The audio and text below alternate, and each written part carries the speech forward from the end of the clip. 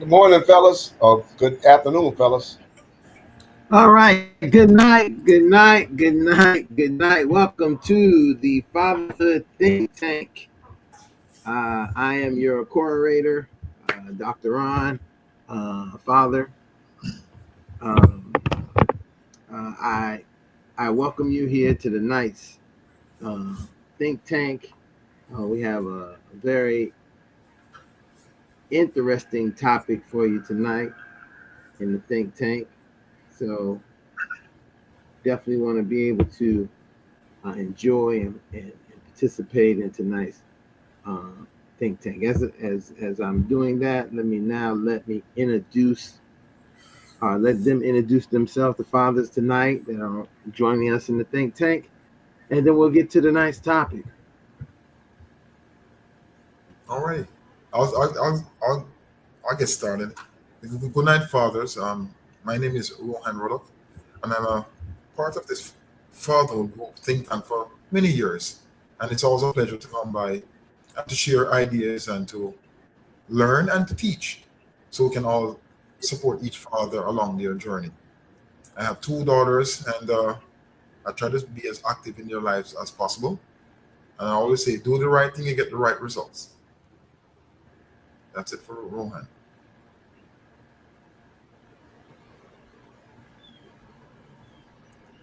Good evening, gentlemen. My name is Ed Tenney. Uh, I'm a father of three, and glad to be here.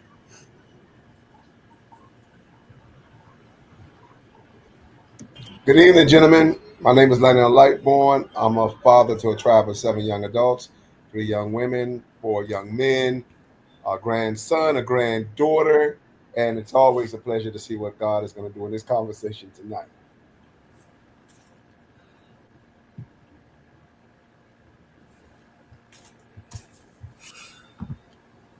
Okay, all right. So that is definitely. Listen, I don't know. Don't don't mind if it might seem at some points uh, might be cutting off. I don't know, guys. Just keep going. And I think it's so hot here. The Wi-Fi is melting up here in the city. Uh, about 100 degrees. I don't know if it's the weather or it's a terrorist attack. Whatever one it is, it ain't feeling good right now. But with that being said, we had I just want to really point out this really interesting topic that we have tonight. Um, and it's interesting because I think that this is something that comes up very often. I think that it can be questioned at any time. I didn't leave you, I evolved. And when I think about a statement like that, that statement can fit in not just in a example of a father.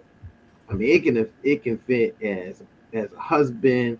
It can fit as a father. It can fit as an employee. It can fit as a coworker. It can fit in so many ways of as an individual and as a person how we can decide to move on, not because we want to just move away or go away from something. It's because we may be involved from that situation. Now, there's a lot of, and as I think about this topic, and I know that young brother, young father Tay sent topic to me. He sent me a lot of topics, so I'm definitely, and that's the kind of thing I love to do is if we have somebody doing something, present it, man. And don't let people waste their time. I have a what do you call it? A cabinet full of topics But once I know that someone has a topic and wants to present it, that's because they're on the streets hearing different things, and it's good to get those different voices to bring these different topics. So tonight, gentlemen, I just want to go around and find out what do you feel about this topic. I know that this can be presented, or you can share it in any kind of context at this point. Man, father, husband, boyfriend, co-worker, worker, employee, boss, whatever kind of place that you could be deciding to leave from. But I definitely love to hear from you guys tonight. Where do you think and how do you see this topic that we got tonight?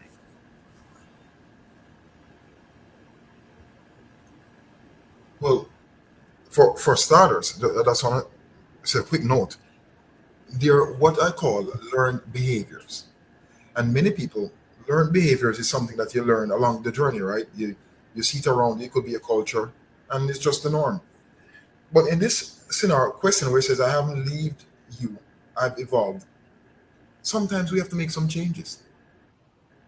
Sometimes we have to make changes, and the changes come with consequences.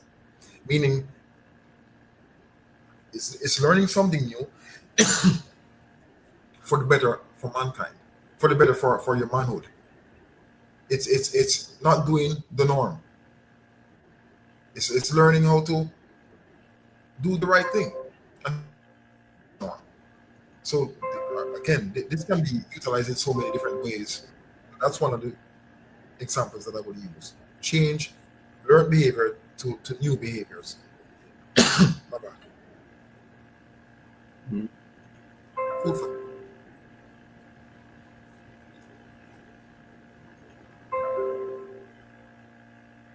Well, I was thinking about every relationship.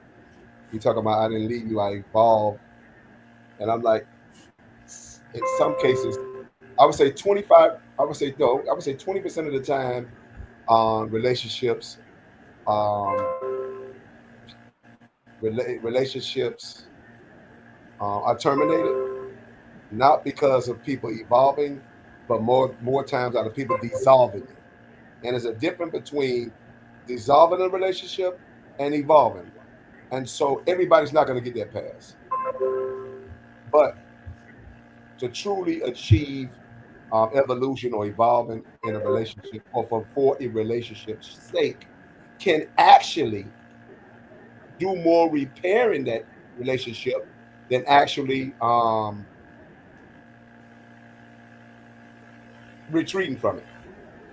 And so if you truly evolve have nothing to do with the other person and everything to do with you. You understand? And so if we're going to have true accountability on the word evolve, then you need to have the accountability to actually match what you're saying. And you have people who try to use that narrative and haven't evolved one bit. And guess what? And not only that, if we did a reference check on all those relationships, it would seem like they haven't evolved at all. They just in the habit of dissolving relationships, not evolving relationships. But to truly evolve, to become better for someone, first starting with yourself. You understand? And then you can become better together. But most of the time, that's not the case. People dissolve relationships for selfish reasons. They really never reach the point of evolving in those relationships. And I know because I'm not only a hip club president, so I have to own that myself. And so when I had to really research the topic, I really had to just put the mirror on myself and say, you know what?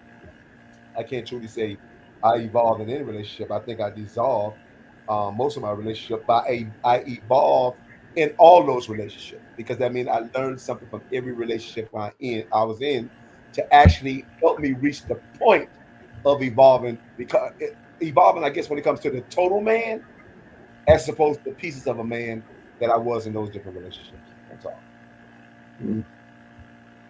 Like once you said that, I thought about and I think it's important that a lot of times we will talk about topics, but we'll forget that as we talk about them, these topics are not just exclusively to men or women. They're to human beings, and I have to always remind people whenever I'm into some kind of debate or conversation about relationships and being in relationships and how they work and how they don't work.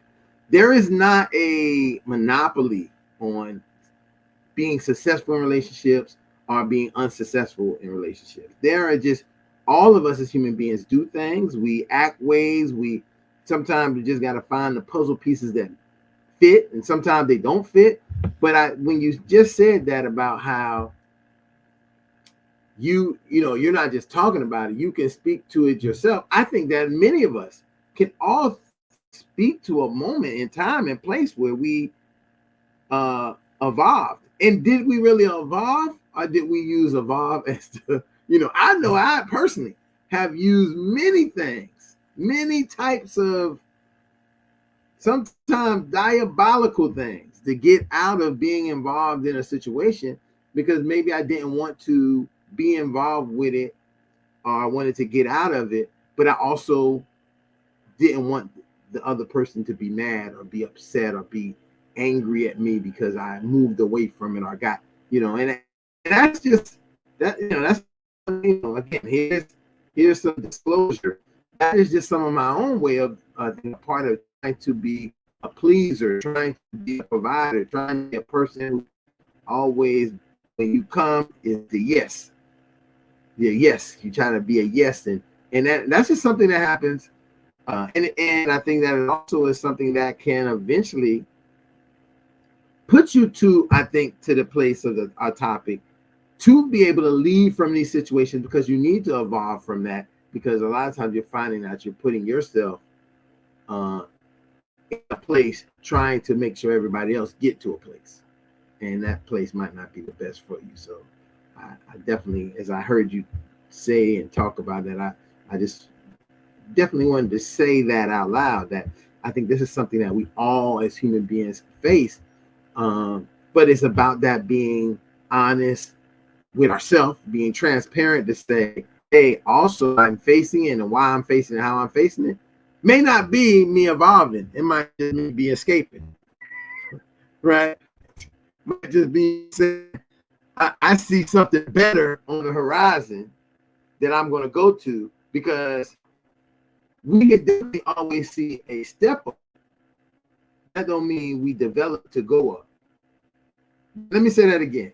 We can sometimes see a step up. That doesn't mean we develop to go up. We just see the step up and move up on the next level, and then we, fake it till we make it, fake it until we fall. So that's something I thought. When did we lose Rohan?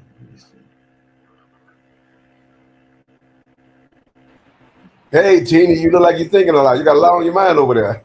Please jump in and share. Very interesting topic. It kind of hits home, if you will, regarding my, I guess, current state of affairs. It's kind of personal, I guess, because I believe that definition was used from my perspective as an excuse to redefine, I guess, core values in a relationship that I thought we once shared, but that term was used as a means of, I don't know, permission or something to redefine, I guess, what I thought the relationship was going to be about. And so I guess from my personal experience, I would use the word devolve as opposed to evolve.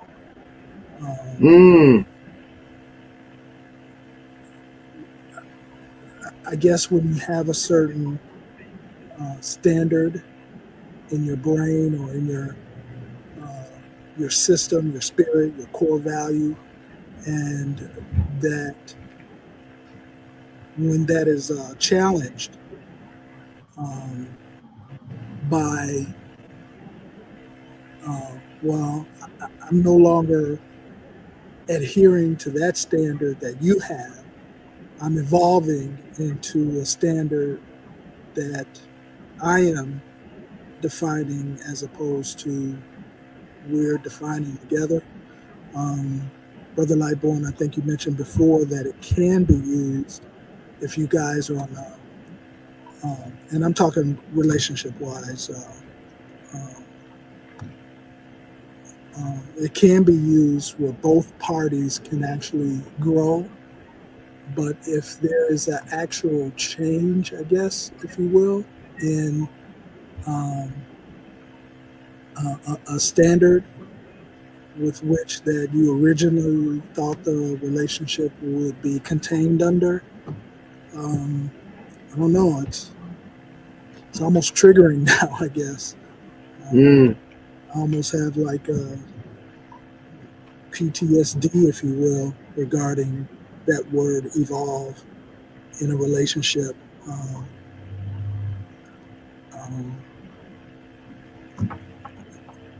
That's my opinion about it.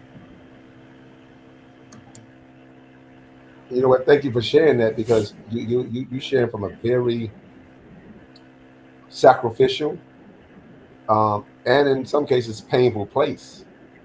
And so you have more than an opinion.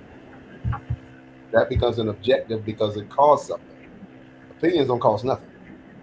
But when you have an opinion that serves a purpose, then it becomes an objective. And I'm grateful for it, because you don't know where we will be today or tomorrow. And I mean, I have my wife, and I love my wife. You understand? But circumstances can change for anybody at any particular time, which um, lets us know that evolving is not always a positive thing. Evolving can be a very problematic thing. You understand? Evolving is, and I guess like any evolution, um, it can become a very necessary thing. And so even if it's not an evolution or an evolving on her behalf, it can be one on yours. You understand? Because it depends on who really, I guess, who really sacrificed the most, who really understood what was sacrificed. And you usually find once the evolving really take place, it's like you rarely see the butterfly return or return to, or hell, missing the days of being a caterpillar. You understand? But one thing about the caterpillar, it always try to find its way back to, or toward, not even back, but forward to what it is and what it means to become a butterfly. And so you may be in a very butterfly situation, far as being in the cocoon that you're in right now, and whatever reason God may have you in this cocoon, I couldn't really say, because marriages are ordained by Him, so He knows. But I can say this, that there's not a cocoon that haven't produced a butterfly, and you know what your situation, I'm pretty sure, and it has produced a lot of beauty like butterflies when it comes to your sons, when it comes your children, not just your sons, but your children in general, the way they respond. So that's one of the beauties I've seen, and then the way you shared on here, that have touched our lives, and we've experienced what you're experiencing, vicariously on so many different levels. Me in my own personal way, Ron in his own personal way, and so many other guys you have shared your experience with. So it's very brave for you to do that. You can just do like many people do that's experiencing a painful situation, and just abandon the process, or just go through your time, rightfully so, because there's no right way to grieve. You can went through your own grieving time, in your privacy, but you choose to come on here and share it with people that you believe that you can believe in, um, that you believe you can trust, most of all, that you believe you love. And I think showing that love it shows love so many differently because here it is, you're still trying to love us when we should really be in a position to love you right now. So the fact that you're still trying to love on us, you understand, through what you're going through is just beauty within itself, and it's just a part of that butterfly process that I was speaking about earlier. So I just want to congratulate you and thank you for that experience.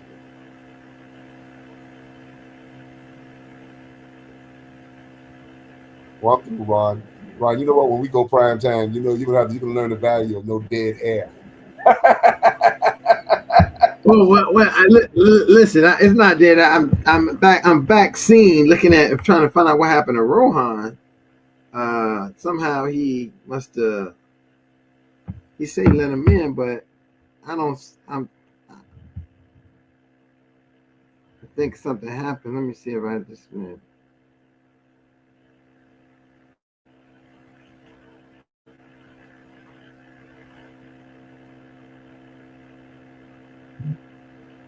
Okay, what happened is what happened. I think Rohan, something went dead in there, and that's what have you. But I think I got it fixed with it.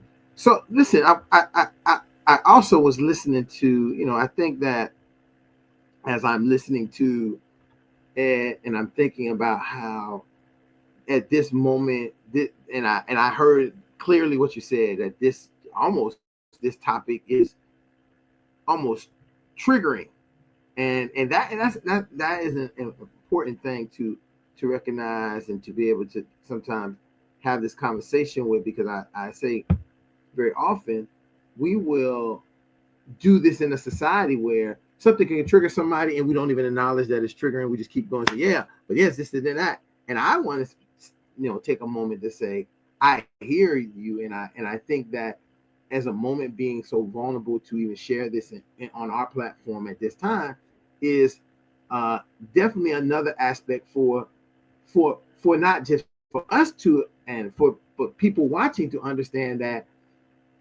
we have to, at some point in reference to dealing with our issues, we're going to have to sometimes be vulnerable. We're going to also have to be able to face what has happened and have a better understanding. Because I think what I am seeing presently in today's society, with a lot of people not being triggered but having tipping points, right?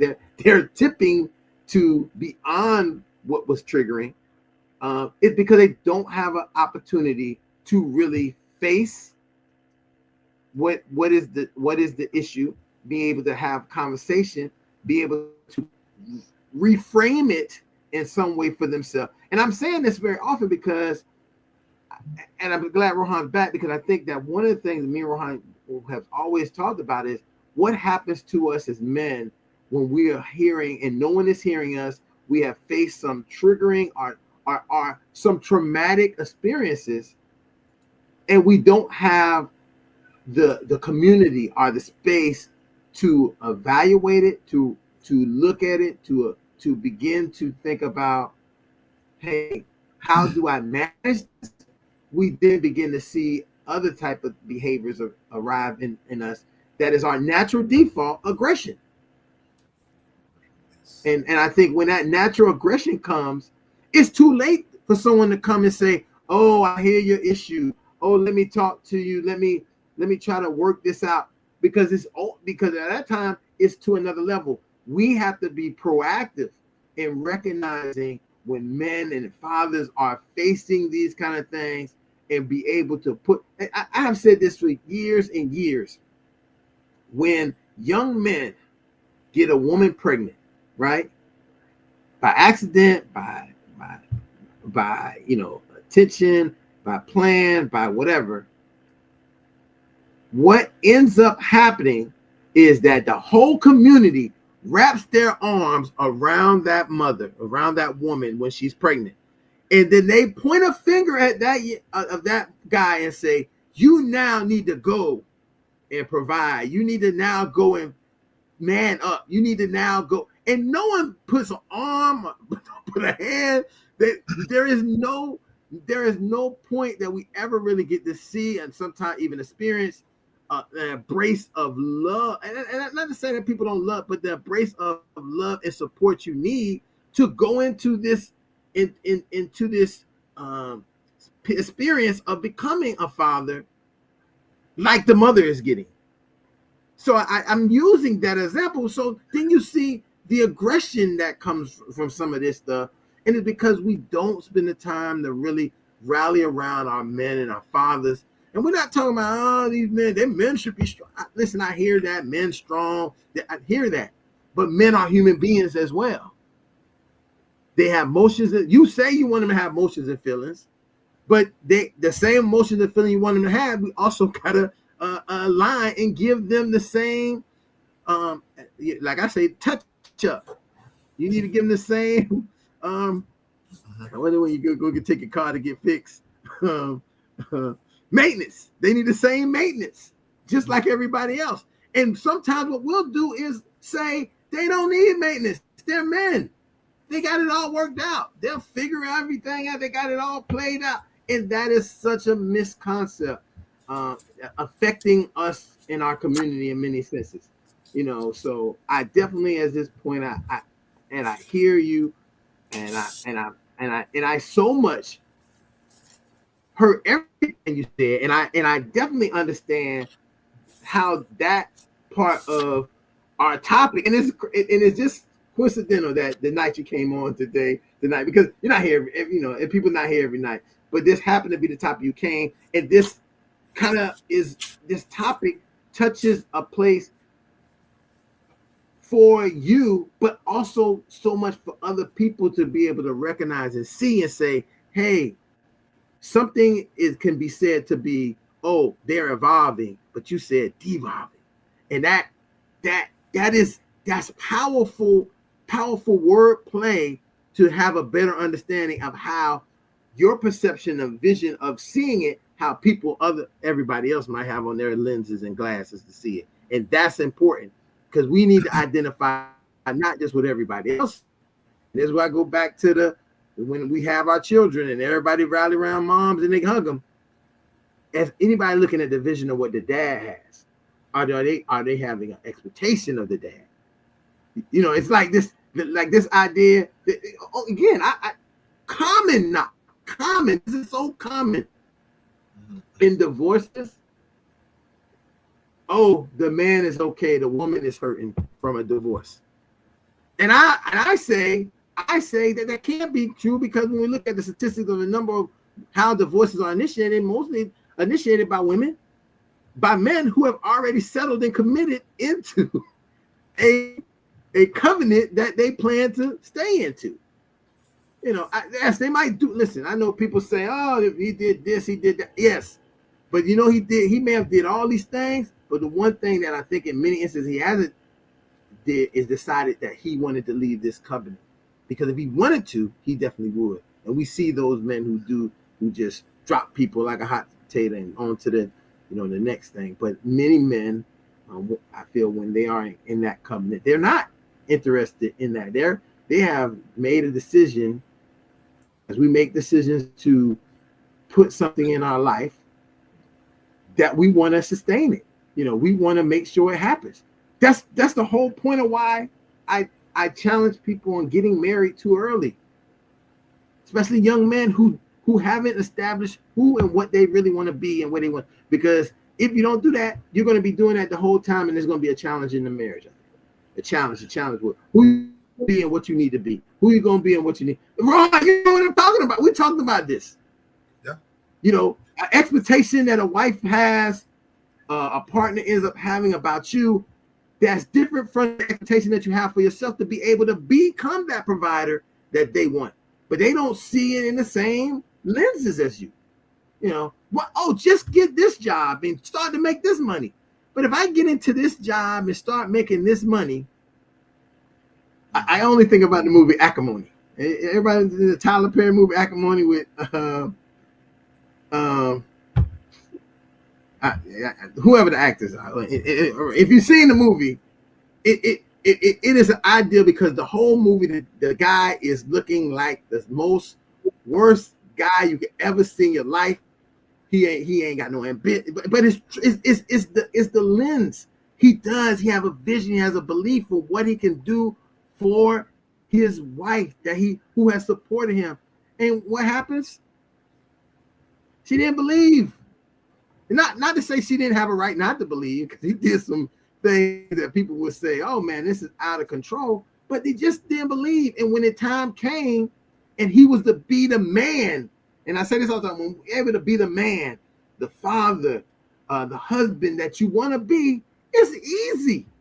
It's easy to lay it out. It's easy to get the house, have the boat, have the car, pay off your mama house that I took a loan out on, buy you a new car that I crashed up, make sure the kids have everything. I can do everything because I made it to the place that I needed to make it to. And not forgetting this, in a society that doesn't want me as a man to make it there. That's the part that we sometimes forget. If I made it to a spot, because I support my woman, because she's in a spot with people, right? She's in a spot with people that I know that I can't deal with. That's why I don't work in that environment. But I know what she deals with because I'm her partner and I'm listening to it. That we need that. And a lot of times we don't hear that. We're not hearing we understand how rough. Hearing when you going, let me know. It's not everybody. I'm not saying this is all. I'm just saying many men who are struggling to get to these places and be in this safe place are not hearing it. And because of that, they are then hearing that, hey, I am evolving past you because you're not getting where I think we should be getting. And so I'm going to move to another. I'm going to move on because I can move up. I can go to another place. And I'm then saying, but he ain't got to where you need to get to yet. And either you're going to support him to get there or don't tell him, no, I don't want to marry you until you are exactly the way you want to be. And trust me, he'll get there. And if you're the woman he's supposed to come back and marry, he'll come back and marry you. You might, that happens. So that I sound like I went on a tyrant, a rant, but this hits close to me because this is a big root of what I'm seeing happening to a lot of our men. And when if it's happening to the men, it's happening to the relationship, and it is happening to the family, and that concerns me. There's a brand. I mean, and this, and I think Ed is talking his experience and how it is affecting him. But I immediately thought about you because our long time conversation. You might not bring this up, but our long time. You can stop me if you mind.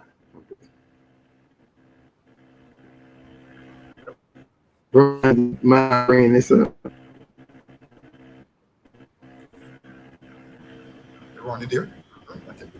Yeah, I'm saying, do you mind if I'm bringing this up? No, please. We're here. Oh, okay. All right. So, over the years, me and Rohan have talked about his marriage, and I was there when the divorce initiated, right? And it was him working to be a better man, but not in enough time the way his wife wanted it. She wanted it. We in America now, and so we should live America. We should be the Joneses, and you should be able to provide Joneses right now. Being a person that came from another country who didn't come here because you had money, but you came here to get money. See, there's a difference about some people forget. There's some people who come to America who already got money. That's how they got here.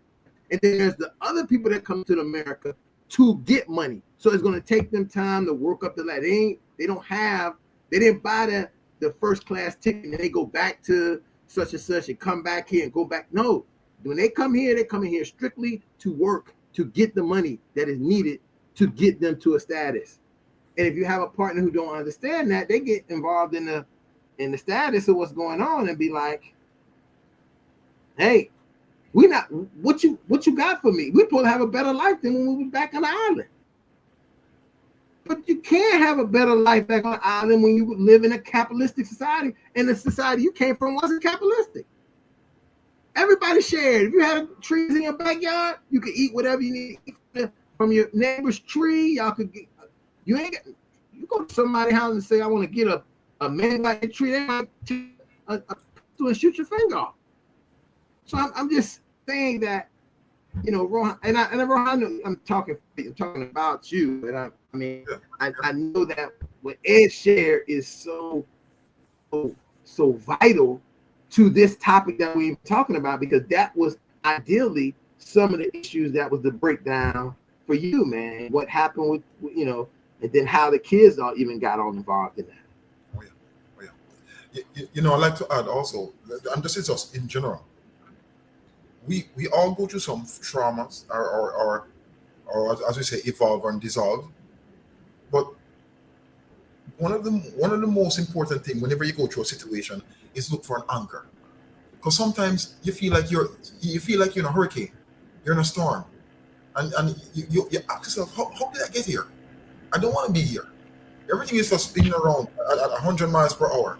Look for an anchor. Look for a group, maybe a fatherhood group, or someone who's going to support you through your journey, through this transition. That's a better word. Yeah. So keep that in mind.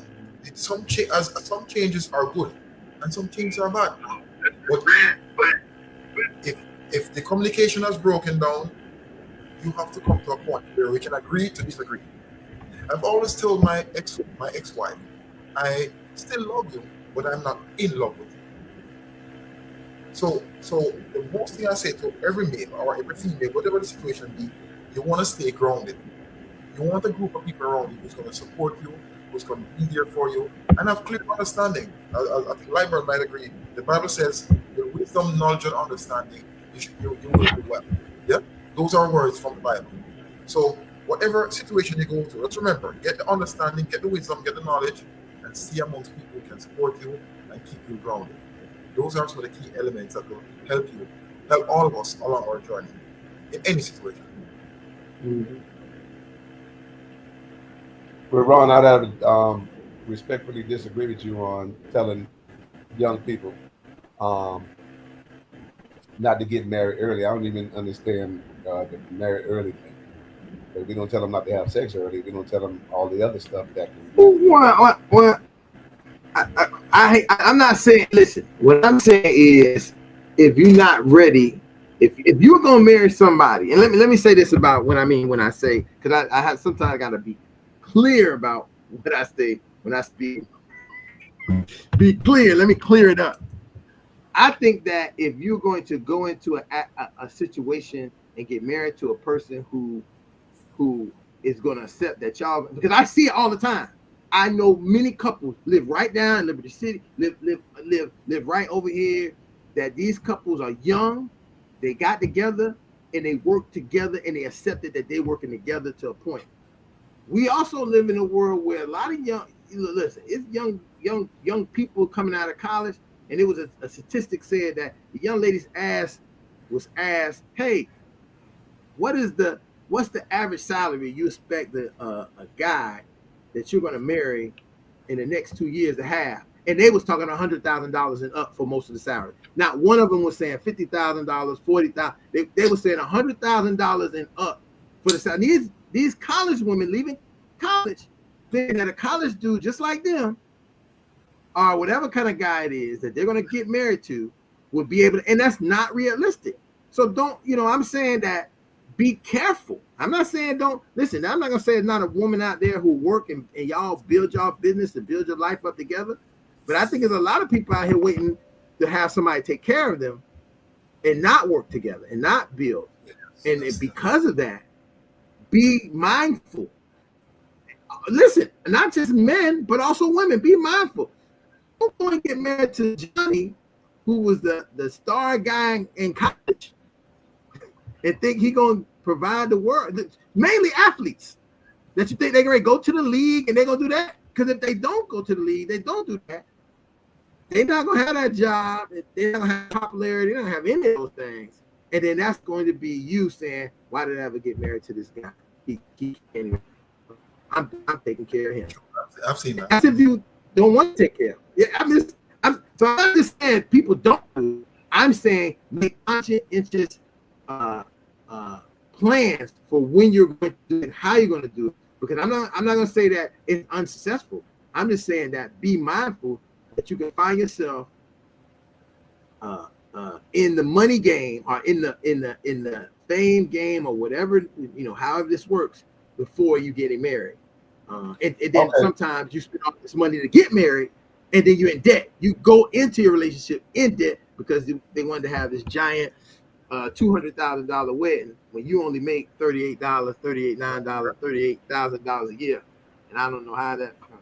But Ron, I'm going to tell you something. You got to remember, you're a therapist, right? If you're a therapist, that means you're a social scientist, and so your example should be more about what's scientific, right, than it is about what's salacious, right? And so all those examples you gave me is those are salacious example, not scientific. It's just very salacious.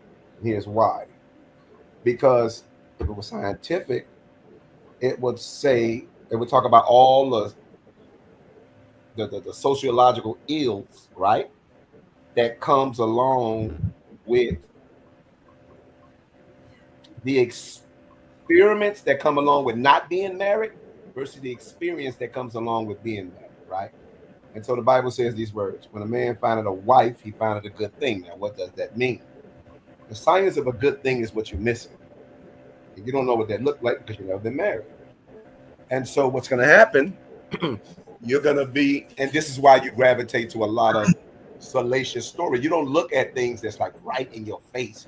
You go for the salacious people with no real value. Even what you're looking at don't have no value, doesn't add any value to society, and it takes all the value from society because it was actually just meant to be attention grabbers, right? So you're going to have women even coming out of college. They're just going to say what they think needs to be heard because of the environment they're coming from. When the reality of it is, and I'm going to give you a brother who's a prime and a great example of what it is.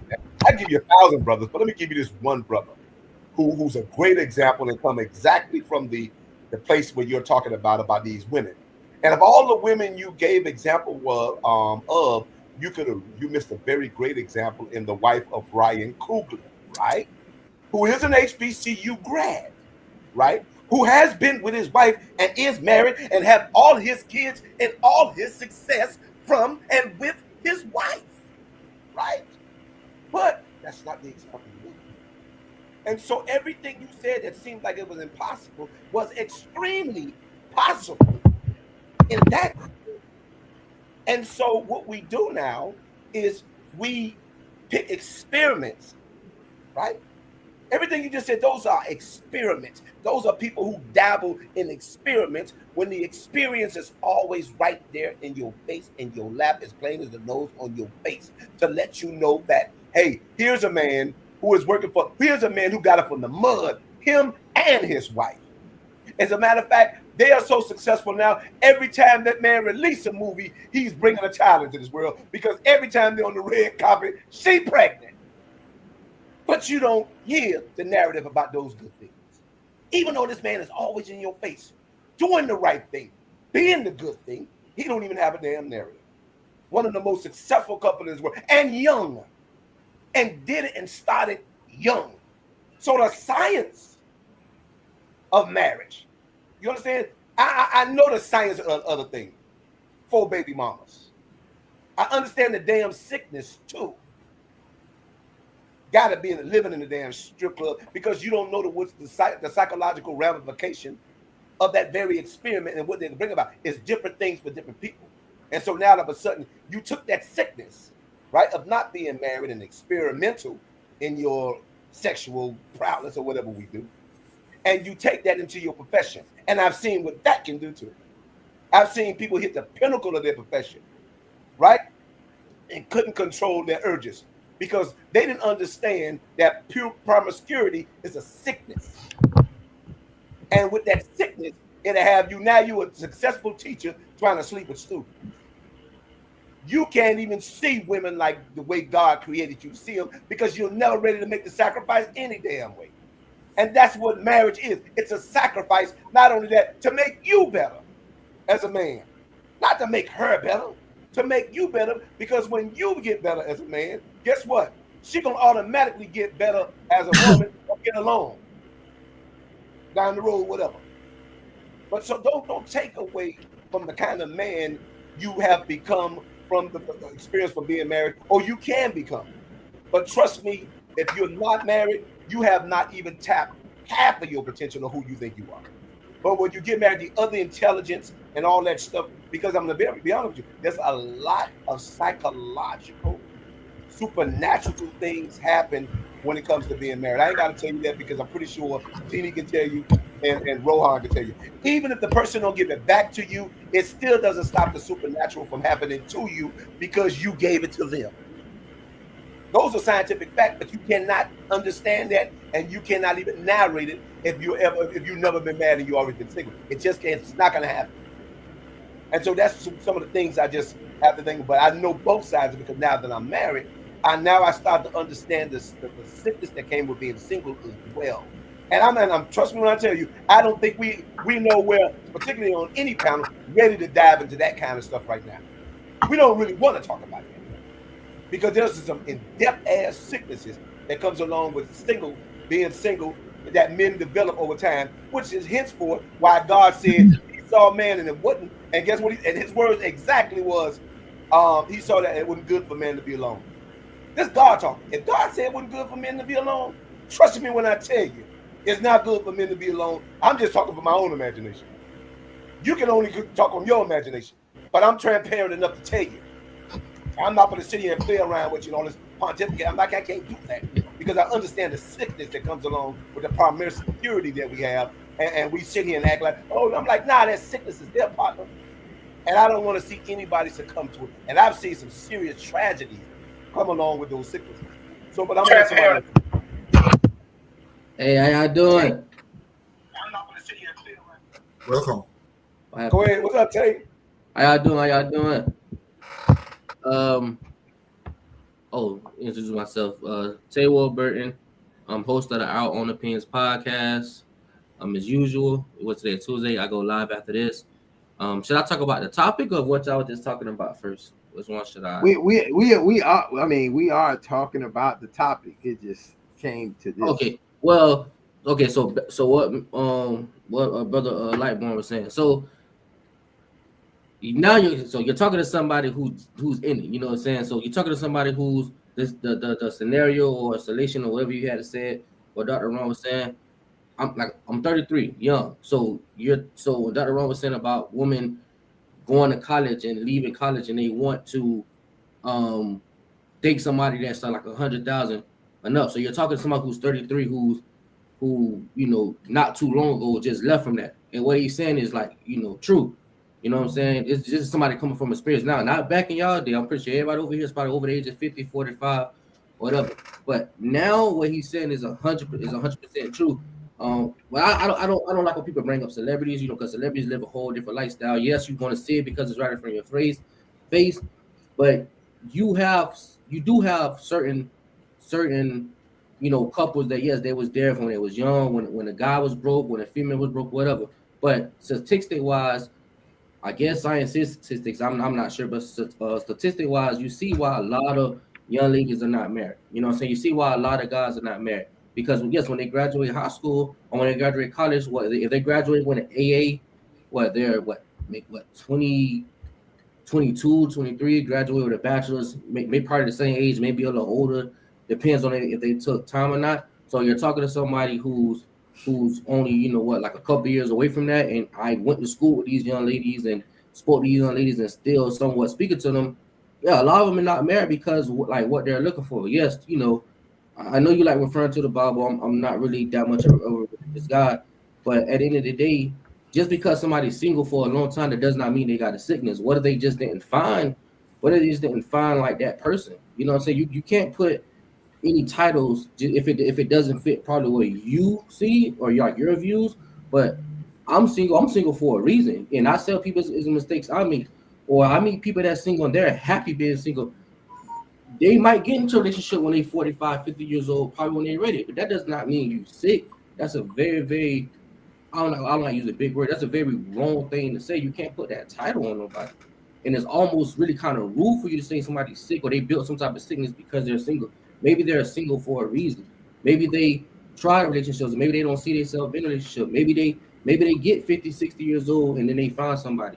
But that's very, very, very like wrong for you to say something like that. You know what I mean? I'm like I say, I'm the age now where a lot of the women are doing it are doing that when they get out of when they graduate college. Now you do have different races and things like that where they go to college and to find, I think it's a reign by April or married by April or something like that. You do have that, but it's different. And you know, and something I want to talk to a lot of older men about when it comes to the young man is like when we talking out, are we really cry? We really want y'all to listen. Like a lot of times when we try to talk to a lot of older men, a lot of y'all are like, y'all been there before. Well, times change. You know what I'm saying? Times change a whole lot from when y'all was kids. So we literally, when we was young, just ask y'all to listen.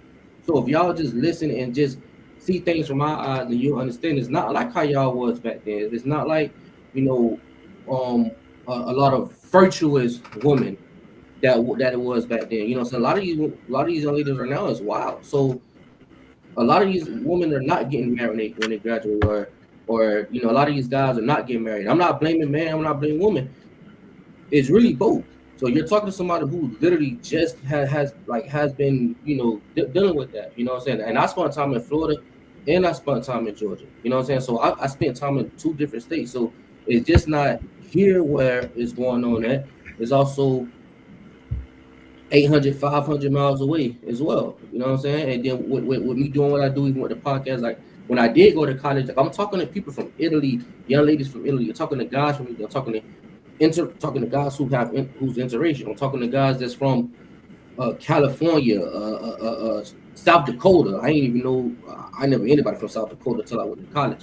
So, and I went to 2 different colleges. So I'm going to the colleges and I'm talking to these people who are from around the world and it's going on. You know what I'm saying? So I say, to me, that's a very, very, very wrong thing to say about that. Very, very wrong. But you know, that's just my opinion on that. All right, here we go. Tay. There's one thing about me, Tay, and I'm gonna see you like a son, so I ain't gonna bullshit you. I got you 32, right? Yeah, 32. I'll be 33 in Because August. you said you want people to listen to you, so I'm gonna ask you a question because I listened to you. You're 32, correct? How many children you have? How many mothers of those children do you have? Okay, I'm 54. I have 4 children from 4 separate mothers. What does that say? That say I had to understand my own sickness to be able to analyze yours. You understand? But that doesn't mean I'm sick. That's what I'm trying to get you. That's Everybody's situation is different. That doesn't mean I'm sick. Question. Let me watch this. I'm gonna bring Ron in because Ron is a certified therapist. I'm not. Ron, do me a favor. Give Tay the number one. What's it called? The number one when it comes to therapy, and most importantly when it comes to recovery and treatment. Give him the number one principle of therapy, treatment, and recovery, and just about any field. But give him the number one principle.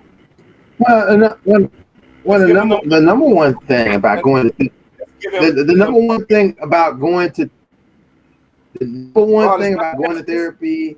Ron, that's not that. Just give him the number one principle of treatment. Period. Change. No, that's not the number one principle. You have to want to change. Said it again. Okay. Say it again, Ron, one more time. You have to want to change. That's it. Change. All right, that's all I need. You have to want to change.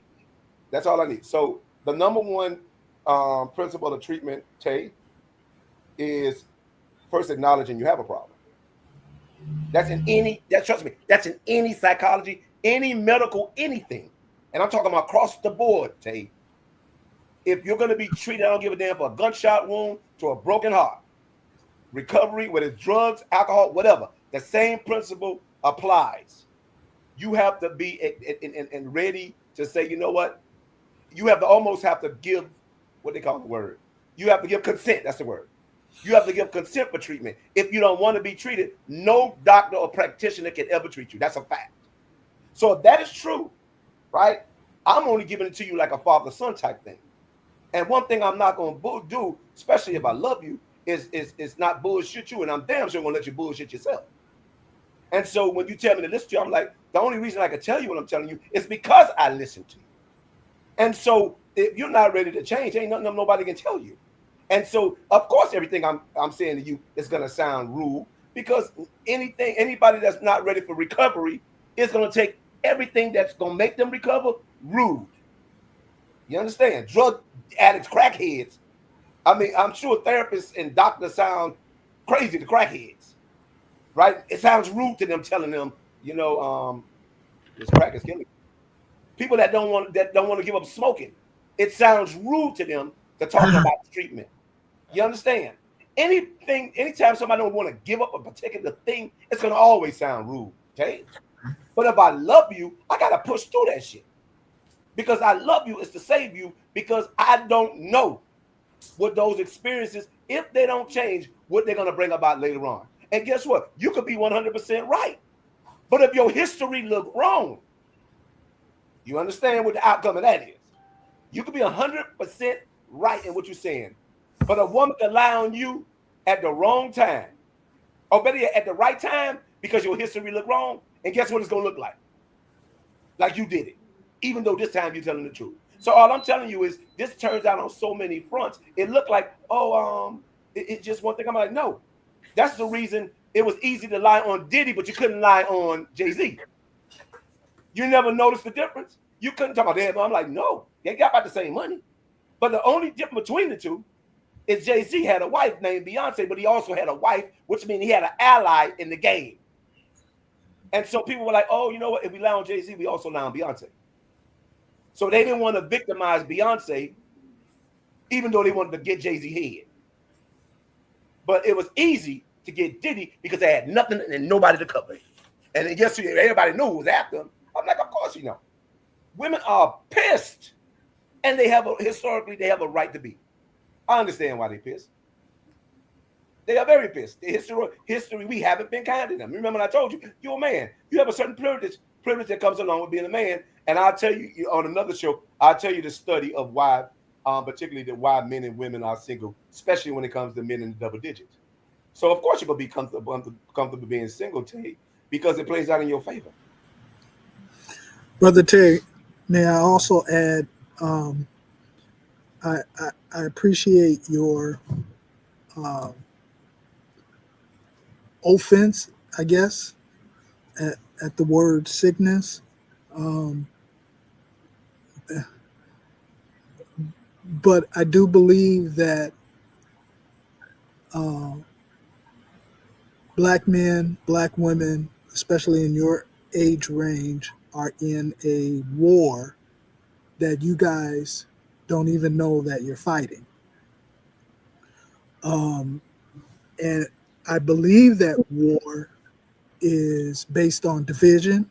It's based on dividing and conquering, because I believe there is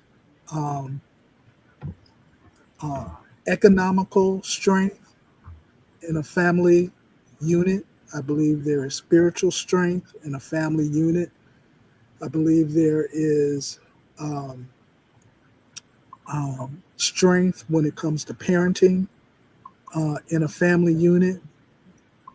And as long as there is a division that will keep you comfortable in your, I'll just throw this word out, disunity, especially given the examples of, having 3 kids and 3 baby mamas. I'm sure that was not your intention as you were, coming into your adulthood, but it is what it is. And I believe it's part of that war that is going on between specifically black men and black women. Um, and I think the more division that occurs, there is more satisfaction in that we are not unified in our family structure to be able to withstand any attacks that come from whatever culture, whatever spiritual thing. There is strength and unity in the bonds of matrimony, if you will. And it's even said when you get married that it's not supposed to be taken lightly. And it's a serious thing. And there is protection in that unity. There is provision in that unity. And as long as we got these, I'm seeing it on Instagram, I can do bad all by myself. I don't need no man, or I'm going to set these unrealistic standards that weed out 99% of the available men. And it provides them an excuse to be promiscuous because they know that they're not going to meet this quote unquote standard that's being propagated across the internet. And the women have been sold the bill of goods in that I kind of want to say this feministic ideology where I'm not going to let a man control me. I'm not going to be submissive to no man. A man can't do nothing for me that I can't do for myself. All of this is, in my opinion, an effort to create this separation, this disunity, this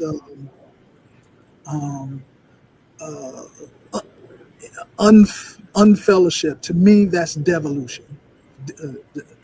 That's a devolvement of what we used to have, even though flawed, back in the 60s, 70s.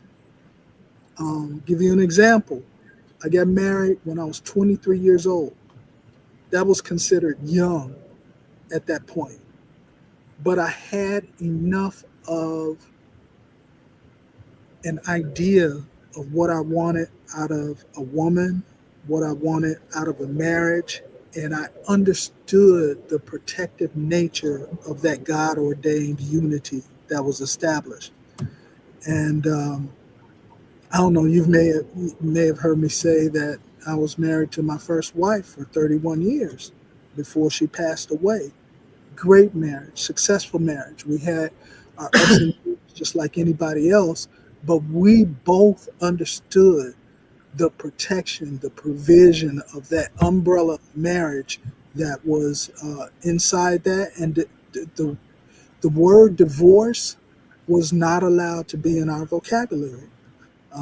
We adhere to some of the biblical standards that we're not going to bed angry. We're going to work this thing out. There are things that we did in our marriage that are just not even foreign. They're just not even taught or known in guys your age. And because it's removed from the knowledge base, you guys don't even have anything to attach yourselves to as far as a core value, because all of this other stuff is being propagated. So I'm not so bold as Brother Lightborn to call it a sickness, but I will say that as a soldier in the human race, that you are at war and you have to make a decision whether you're going to fight this war of disunity, or are you going to accept the premise that is being, which I believe is a false premise, that is being propagated between black men and black women at this day and age. Ed, you listen. As I can say, and I will always say, if we listen, if we in any time that there could be a conflict, this is the reason why you have a community, right? And in having this community, the main thing that happens is you have elders who will bring peace to a conversation, and that's what I felt just happened. And thank you, because you listened, and I think that everything that you just said, I wholeheartedly 100% will stake everything in my world on what you're talking about in my work, because that is, and I probably couldn't say it the way you said it, because I do identify that there is a war going on, and this war is not only a war, but we have to also look at where the root of the war is. The root of the war comes from what you said: 40s, 50s, 60s, black families, black marriages was sustainable in a certain way. They were sustainable. They were also the model of what we said. So even bringing in Lightborn's point about Ryan Coogler, right? There was a model that was there, and that model was highlighted to the whole community. For it right now, you said it, and social media. I had a long conversation with my partner about this the other day. This has become our ongoing conversation about, if you listen. I said to her very clearly, if I didn't have to use social media to advertise the platforms for the stuff that I have to do, I would leave it completely, because it is a poisoning sickness, of the things that are influenced to us. Like, I consider influencers devils, because most of the influencing that they're doing is to influence people to this war, to this destruction of the family, the destruction of black unity. Like, it's almost it becomes individualized. I can do everything myself. I don't need anybody else. And we know very clearly that in our soul, in our nature, as descendants of Africa, of African descent, that's not how we operate. We don't operate in the individual. We operate in the community. We operate in the collective. And that is where listen, just that you was able to present the way you presented, very similar to what Lightborn said, just I think in a more elder, in a more of the elder statesman way to say it. I'm sure that Tay heard that, because I think that it presents an idea that doesn't facilitate the idea that you have to be bad because you're doing this. Because guess what?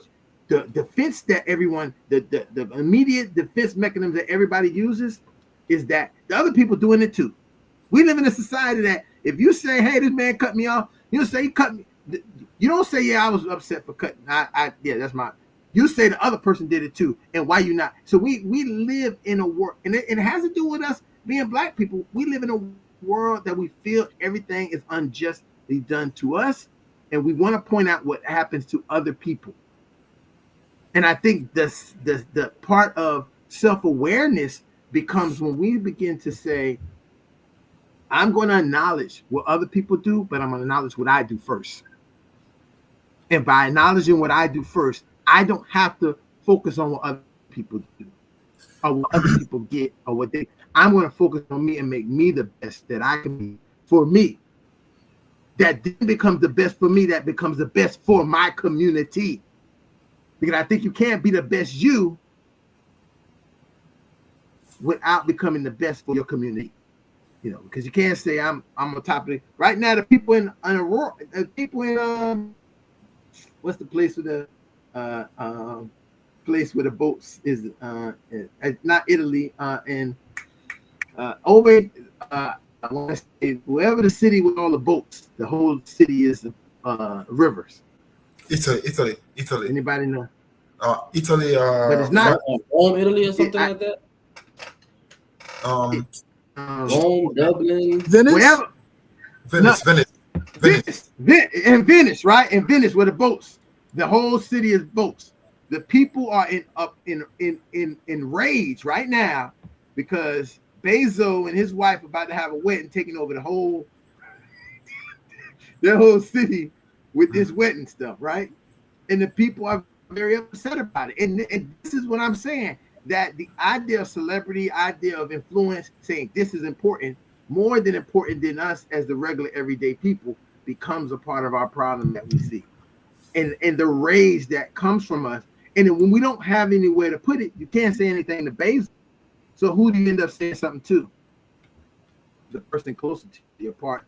And we do that in our community all the time. And that's what we have to become aware that our anger is not at each other. And if we can remove the idea that the anger is about, well, this woman did this, or this man did this, and these children are like this, these parents are like these old people like these young people. If we can remove and recognize this, where am I looking at self-awareness for me, how I'm going to change for myself to be who I need to be better fit for this society. And even though other people don't change, nothing different, I'm gonna walk that path, because if you believe in any spiritual figure, that's what they did. Jesus, Muhammad, Buddha, they all walked in a righteous path to where they had to do what they had to do.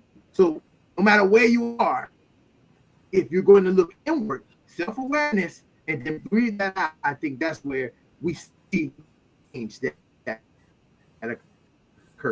For us, society, I ain't still going on, but it ain't for us to the society, and we feel comfortable in our change, and we feel clear about who we are. I'm hopeful. I'm optimistic. I look for solutions in everything. But the reason I can look for the solutions is I also recognize what some of the problems is, but I'm going to focus on the problems. So I agree and bring up the marriage, the successful marriages, because I think that we also have an issue in our society that we don't allow, they're almost not allowed to be presented. I mean, I think a year ago,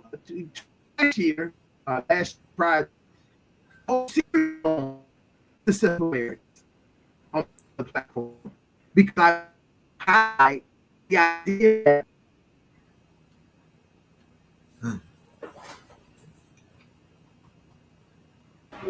Ron, he said the signal was in and out. Yep.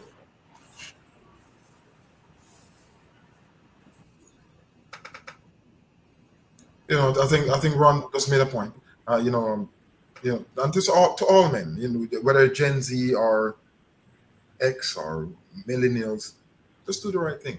Sometimes we got to stop and think, observe, and proceed. What is the right thing? What is the right thing to do? Because we know if you do the wrong thing, you get the wrong results, right? So try and do the right thing, even though wrong is the norm. Because wrong can become, as they say, you can become wise in foolishness. And that goes for every generation, every genre. So just stop sometimes and just think, is this the right thing I need to do? Is this the right thing I'm doing? Ask yourself that question. And I think that's a good guide for all gens to use. We was having a what they call a wellness at our job today, right? We do it once a week. Gives us the opportunity to come in as staff, and we can pick whatever curriculum. So we could have a Bible curriculum, you could have a Quran curriculum, you can have whatever. But whatever you use as a strength to strengthen who you are and to strengthen what you do, you can use that particular curriculum. The Bible always is my best curriculum. That's just my curriculum. You may not choose that as your curriculum, but whatever your standard is, that standard usually what you use. You choose a curriculum for that particular standard. And so we was talking this today, and I had to realize something, because when I give testimonies, and I don't give fake testimonies, I give real testimonies. So it's not going to sound like me being saved as a Christian. It's not going to sound like a lot of other Christians, right? You're not going to hear testimonies of me talking about, I went and I preached and ministered to this person. It's not going to have. My testimony doesn't look nothing like that. My testimony takes me into strip clubs. My testimony takes me into nightclubs. And that's why and I've been a part of my church for about 29 years now. And I can tell you, as a part of that church, I have never, well, I can say not never, but let's say rarely seen, my light have never shined in that church like it did in the clubs. I've had complete strangers. I had a friend that managed this nightclub. We were good friends in high school, so we had a ritual of seeing each other once a year just to chop it up. And so when he started managing the strip club, we didn't break our tradition. I kept meeting with him. And guess what? I didn't change my meetings with him because I got saved and he worked in the strip club. And so I guess the moral of that story was this. I was walking out of the strip club after I finished meeting with him. And this young lady, she's like, "Hey." I'm like, "Yeah." She said, "You one of them dudes." She said, "You go to church, huh?" It's in a strip club. I said, actually I do. I said, "Yeah, I'm saved." She said, "You know what?" She says, "You just look like it." And it's not so much what clothes I had on and all that other stuff. I mean, I had on my little t-shirt and my tattoos and whatever. But she just she just picked it right out. And she was accurate. And so here I am walking out of a strip club. Somebody that works in a strip club recognized who I was. That's real light. See, people talk about, "Oh, you're going to be a light." I'm like, no, you're not a light until somebody in darkness can actually see it. The problem with lights, and this on the flip side of it, Tate, because you know, I understand, I get it on both ends. What you see, you might see me at you today, but guess what? I'm in some other circle trying to defend you tomorrow. You understand? And this is the reality of just trying to be just. And so I'm like, this lady saw me just saw me, right? Just saw actually who I really was in one of the darkest places on earth. And so now flip the game over. I used to go to this club called King Stable. We used to freak. I've been in a lot of clubs. Miami Nights, all that stuff. But I used to go to this other club called King Stable. And again, clubs don't last. You got very rare that clubs last a long time. It has a particular couple of generations that it serves, and eventually the management is not good, it closes. But for whatever that era was, I was going to this club, and again, just walking in, getting ready to have a good time like everybody else. This young lady comes up to me. I never forgot this. And she said, "Excuse me, can I talk to you?" I said, in the club, I'm off from work. You know what I'm saying? Who want to be counseled? I'm off from work. She said, "Can I talk to you?" I say, "Okay." I say, "Yeah." And so I like, "You have somewhere you want to talk?" She's like, "Yeah, And in the middle of the club, that girl, she broke down. She started crying. And she said, "Well, I saw you in the paper and I saw the work you was doing." I said, "Oh, okay." And she said, "Well," and then she commenced to tell me about my friend. What happened in my friend at the time, he had got her pregnant and they were supposed to be together. Unbeknown to her, and this literally happened, unbeknown to her, he was supposed to be with her and they're a couple, and he just dipped. He had met this girl, I think she was dating a football player, to your point, Tate. She was dating a football player who just got a contract, and so she's pushing a Lexus and everything, and she's using that money to fund his lifestyle. So what do we do? Kick his girl and the baby mom, all that to the curb, and he literally went out of town and started living with the woman who was messing with the football player. That really happened. And so she's just torn up and broken by it. And I guess her friends brought out to try to have a good time, but some things you just can't have a good time with when you expect. So she just never forgot about that pain, and she thought at that particular time to reach out to me at that particular place where it just doesn't make no sense, right? To me, I'm like, this is just like the wrong place to be trying to do something right. You understand? Because I'm in the club, so I have every intention of, I'm not gonna sit here and act like I'm perfect. I went out there and I'm like, listen, I'm in the club, so I want to do club things. I'm not in church. You understand? But that's what the Bible means by God is not to respect the person. God said, I don't care where you at. You're going to be exactly who I called you to be when I need you to be it. That girl spotted, peeped it out. And guess what I had to do, Tay? I had to actually try to undo what my friend did to that girl in the middle of a club. And I mean, she bawling. I'm feeling a little awkward because she's crying to me. And I could be like I'm the responsibility for those tears when I'm really not. She's trying to find solace and trying to find some kind of comfort and some kind of answer that my boy wouldn't give her so she can move forward with her life, right? And so I'm in a club and here it is, my light still shining in the darkest of places. And so I continue. I don't know what God gave me to say at that particular time, but whatever it is, I can look forward and I can still see that girl to this day. She's married right now with her husband. She's going through some other trials. And her and my boy, they got all their kids. Hey, Tay, all their kids your age too. So, well, all this happened back then. And so, now I see her. She's married. He's married. I went to both of their weddings. And both of them are doing good, and they've gotten past that painful past. But I remember when it wasn't so pleasant right now. But we all get past it. But at some point, I'm pretty sure they was able to raise that child. And again, we got past it. And both of them are married. Both of them got families. And their children, some of their children are married as well. So, I mean, I just remember those things. I can't really tell you that when I'm so passionate, because I'm passionate about what is real. I'm passionate because the fact that you have a good in you, I don't want you to quit on it, right? I'm passionate that good is going to disappoint you somewhere down the road. And I'm passionate the fact that good is going to make you want to quit sometime too, because you hear it a lot where people talking about, you know what, no more Mr. Nice Guy, nice guys finish last, blah, blah, blah. And I can tell you emphatically that's not true. Nice guys finish powerful. And so you got to watch that good, and God tell you to protect you and watch your heart. And I'm telling you, sometimes, man, that good you're doing, you're not going to see that. You never see the attack coming. It comes from the most vulnerable and the weirdest places. You understand? But the question is, after the attack, will you survive? Will it make you bitter or better after you done gave your good? You understand? You knew you was giving good. You knew that all this was happening. But do you let it turn you bad and you want to and does it make you stop giving it? I guess that's what I'm trying to say. And so my danger from my worry or concern for you is, okay, when that good reaps something bad, would you stop giving it? You understand? And that's the conversation I'm genuinely having with you. Like, hey man, don't worry about it. That good gonna look like it betrayed you. But the question is, would you still value it, even if it looked like it betrayed you? And that's all I want to say. Okay. No, like we could be saying like the same thing that could be correct.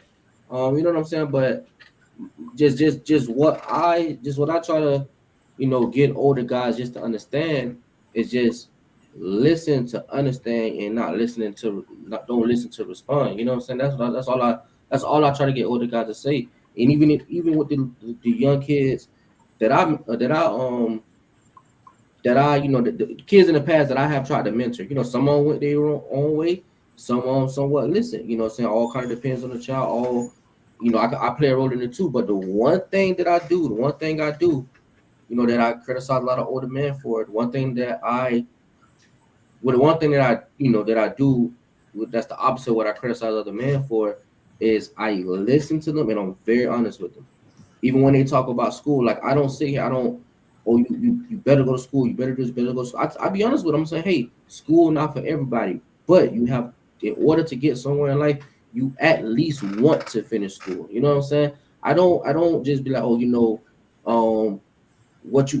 are you doing? When I was that age, I did this, I'm here before you, I did this before you, there's nothing you can tell me. No, I don't say that, because I would try to tell is times are different. Times are different. Times have changed tremendously. So it's like all I ask for older guys to do is just listen to understand exactly where we're coming from. What you could be saying could be right. Yeah, you could be saying it in a harsh way, and what we saying could be harsh too, or what somebody else say could be correct. But I just ask, And just to me personally, y'all haven't done it was to listen to us and really understand where we're coming from. Because guess what? Sometimes the problems come from inside the household. You know what I'm saying? From your brothers who's raising us, your sisters who's raising us. It's just not when when we talk about man and woman. Sometimes it's the person that came out the same sack in the same vagina you came out of. You know what I'm saying? It's the same thing. So my thing is I just ask just really understand where you're coming from, and just throughout my 32 soon to be 33 years of listening, I have friends. I have well, I only have an older brother. I have a little sister. I have friends who older and who younger than me. We have all had this conversation. Like we got some who just they just like, oh, it doesn't matter, just do this to do that. But everybody's mental different. Everybody completely not different. Some people who had a father, they father didn't listen to them, and for the ones who didn't, as myself, we try to talk. We really really did try to talk, and they didn't listen. You know what I'm saying? Unfortunately, and we're gonna be right about two things, Mr. Lambert. Good guys, they might do finish powerful, but they most definitely finish last. Now, I ain't gonna lie about that. Now they is powerful, they do finish powerful, but they damn so finish last. You know what I'm saying? I know you like I don't know what to call it, but I know you like giving like different scenarios, but they damn sure finish last. You know what I'm saying? They might be powerful when they finish, but they finish last, and just in certain certain scenarios though. But just as a and I wanted to talk about this. I think something I think like a couple of episodes ago, but I didn't get a chance. We ran over time, but what I'm like the talk I'm having with the three man on here is like we have tried even when we tried to talk, but y'all have to listen. You know what I'm saying? And personally, to be honest, and I think that's the miscommunication that my generation have. You know what I'm saying? That the war between us, it could be propaganda also, but they people like to say they don't know what happened to the 90s and the mid 80s, and we older now. So what we really want to say, it was like I say, it might not have been y'all. Y'all could have been great fathers, but it's y'all brothers and it's y'all sisters, and for some of y'all, who had kids late, sometimes it's also y'all parents as well, your moms and y'all dad that misled us, that did us wrong.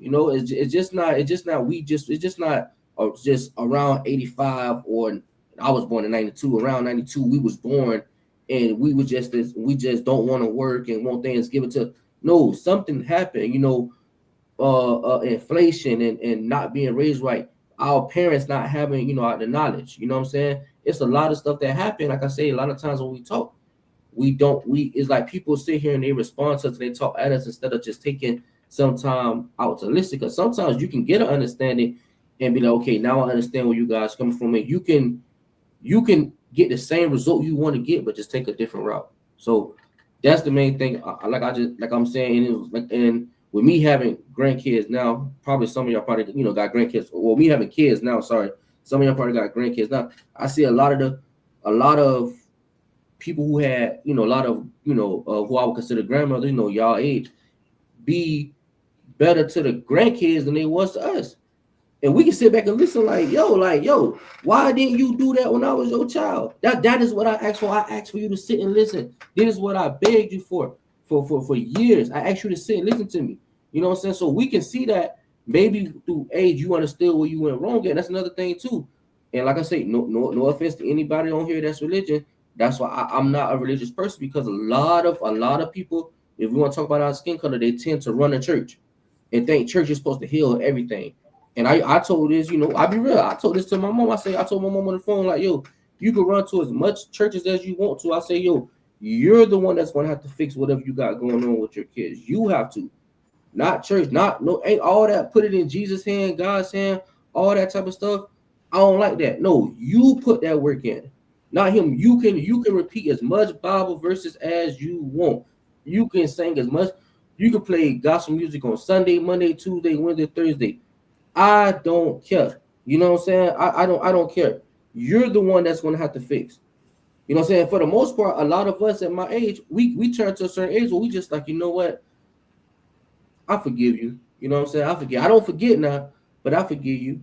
And a lot of times we just move on from it. But now when we have kids, you show that what you're supposed to show to us, you show to them. So that's like all what I'm saying. Like I'm saying, like You want to speak about real? I'm speaking about real because I'm going through this. I see this.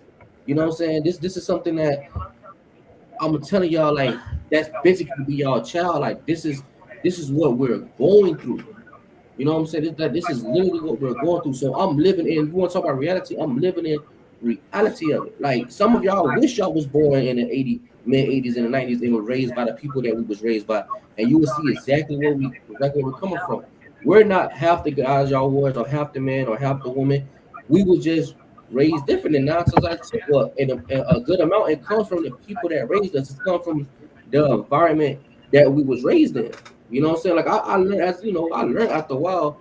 Me and my mom had a conversation. I forgave her for everything that she did, but me and my mom still have those conversations where I tell her, like, yo, like, I remember, and then I want you to get better. But I still, I still remember. I don't try to blame her for anything, but I still remember. But in all, like like I say, just please just listen. That's like really begging, like older men, just listen to our generation.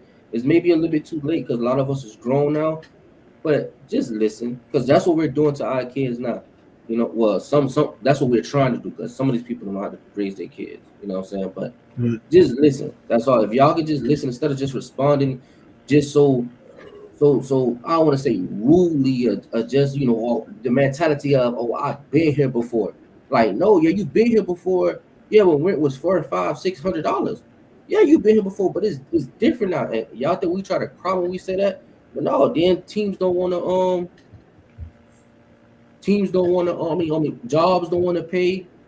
You know what I'm saying? Like I already said before, inflation, it's a lot of stuff, and y'all have to just listen and also help. You know what I'm saying? It's not made for us to go through a struggle. You know what I'm saying? Yeah, you want to teach us value, but it's not made for it's not made for people to go through a struggle. It's made for, a village race. And I learned that the hard way about the village race kid. It takes a village to raise a kid. I really learned that the hard way. That'd be a whole nother conversation. But just in conclusion, just honestly, I just asked for y'all to listen. That's all.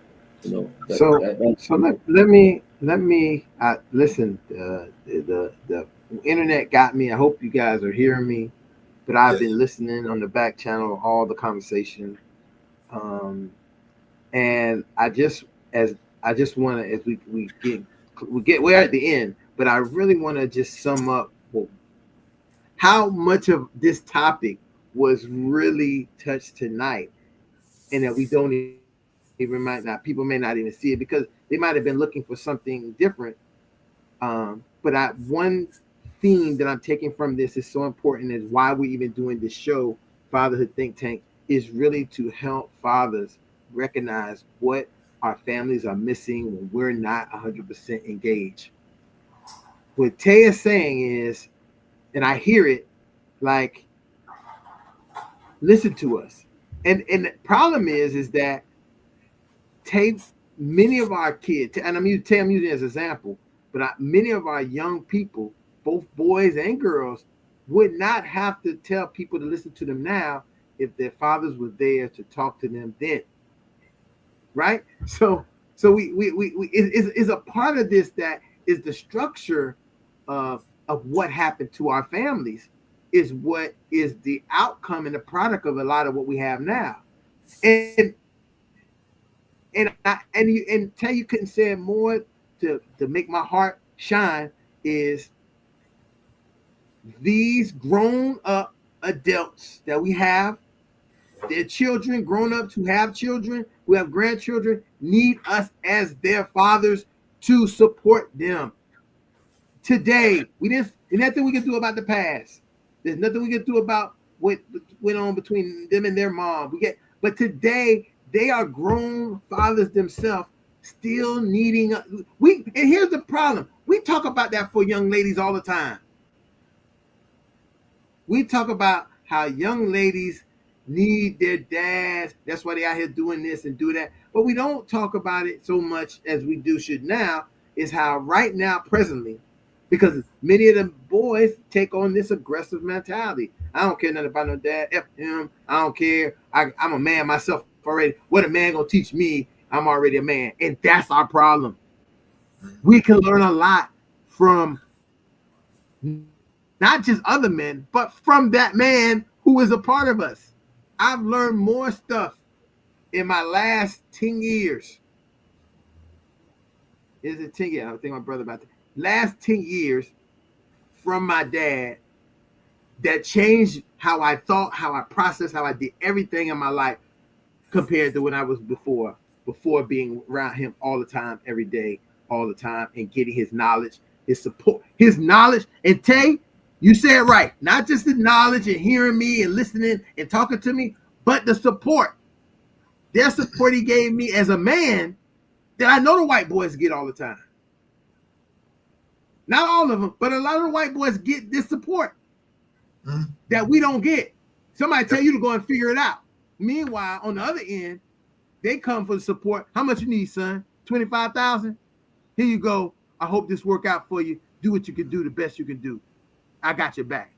And I know that sounds like, oh, but you can't ever imagine what it means to have that type of support. That you gotta can't you ain't gotta get everything out the mud. So with that being said, I see Ed had to go. I think he ended up popping off. Maybe probably had a hard stop. Oh yeah, see that listen, the power. This is what I'm saying. It's a funny day. A lot of power things. I've been on for like I don't know most of the show, trying to get back on. But I'm here, and I want to say, if you have liked this conversation, listen. If you have heard some of this conversation, like some of the things that are here, you have to like, share, subscribe. Go to our YouTube page. Go to our Facebook page. Go to our band app. Link onto the band app so you can get the information about Fatherhood Think Tank. This is, tonight's conversation, and maybe it's just hot because I'm hot, but it was hot. I feel like the conversation was hot, informative, something worth really, if something really worth my time. And I was on the different devices when I was cutting off, trying to hear, listening, getting every little point, because it was just the five of us had so much going on, being able to share with you tonight. Again, I can't pull up because if I try to pull up our sponsors, but our sponsors is Jag Law, Johnny Gaspar Law. You can always know that we want to send him a shout out, and you can always find him and support him as he supports us. The other part of this is we will be here next week with another great topic. I think, Tay, I'm going to take another one of your topics again, because I think another one that I thought that I was going to use this week, but I think next week we're going to need it more. We're going to need that telephone one. We're going to need that one more next week after we talked about this week, right? So I'm going to put that in the lot. With that being said, I want to thank you guys for sharing, being so open, transparent, being able to share our different views at our different places, our different stations, and our different classes, and then be able to come back and come with one thing, knowing that, hey, fathers, we have to support our fathers. And that means our grown fathers, our young fathers, our older fathers who are going through stuff that they might not even be able to understand. And that's a great part of what the whole fatherhood thing is about. With that being said, I'll say, fathers, repeat after me. I am. I am. I am. I am. I am. I am a man of honor. I am a man of honor. I am. I am. I am. I am. I am. I am a man of courage. I am a man of courage. I say I am. I am. I am. I am. I am a man of respect. I am a man of respect. Fathers, I say that I am. I am. I say that you are. You are. I say that we are. We are. Championship Fathers.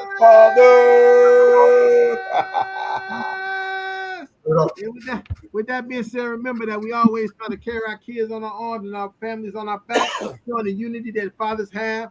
And we'd like to thank everybody for joining us tonight for the Fatherhood Think Tank. We'll see you all back here next week, same time, same channel, another topic, and with more knowledge from these fathers.